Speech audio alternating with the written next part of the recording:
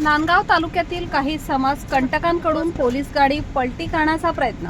Nandgaon police ठाण्यात तरुण कर्तव्यदक्ष अधिकाऱ्यांची कमतरता.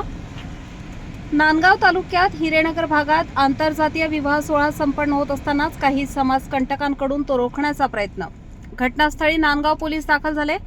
पोलिसांनी समज देण्याचा प्रयत्न केला असता आरोपी यांनी कायदा सुव्यवस्थेला तडा निर्माण होईल अशा प्रकारचे गैरवर्तन करून कायदा हातात घेऊन नवरदेव नवरीला तसेच नातेवाईकांना धक्काबुक्की करत शिवीगाळ करून दहशत निर्माण करण्याचा प्रयत्न केला. पोलिसांनी मध्यस्थी करत नवरदेव नवरीला सुरक्षाकडे करून पोलीस वाहनात बसवले असता काही समाजकंटक तिथे गोलकडे करून पोलीस वाहनाच्या चारही बाजूला मोठमोठे दगड लावून गाडी पलटी करण्याचा प्रयत्न केला.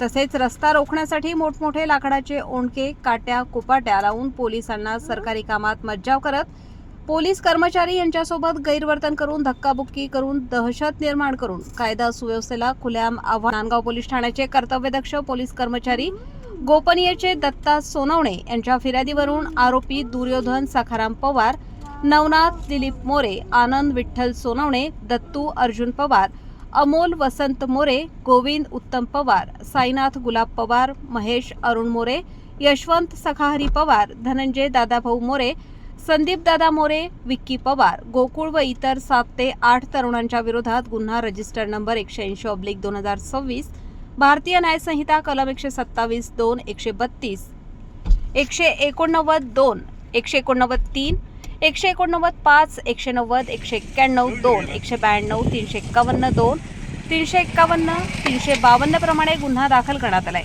आरोपींना जेरबंद करून नाशिक जिल्हा कारागृहात रवानगी करण्यात आली आहे. पुढील तपास पोलीस उपनिरीक्षक सतीश गावी तसेच महिला पोलीस हवालदार मनीषा घुगे हे करीत आहेत. या प्रकरणावरून असे लक्षात येते की कायदा सुव्यवस्था कुठेतरी कमी पडते का?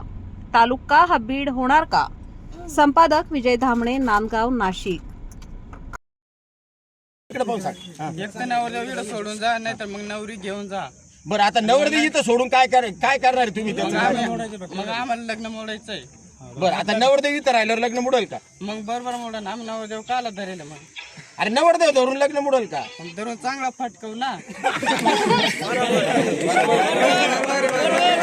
जो विवाह झालेला आहे त्या विवाह संदर्भात मुलीच्या वडिलांकडनं जाणून घेऊया आपण त्यांची भूमिका काय.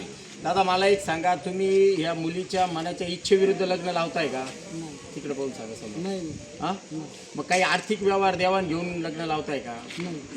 मग त्याच्या तुमची काही तक्रार आहे का? तुमचं काय नाव आहे? जोरात सांगा.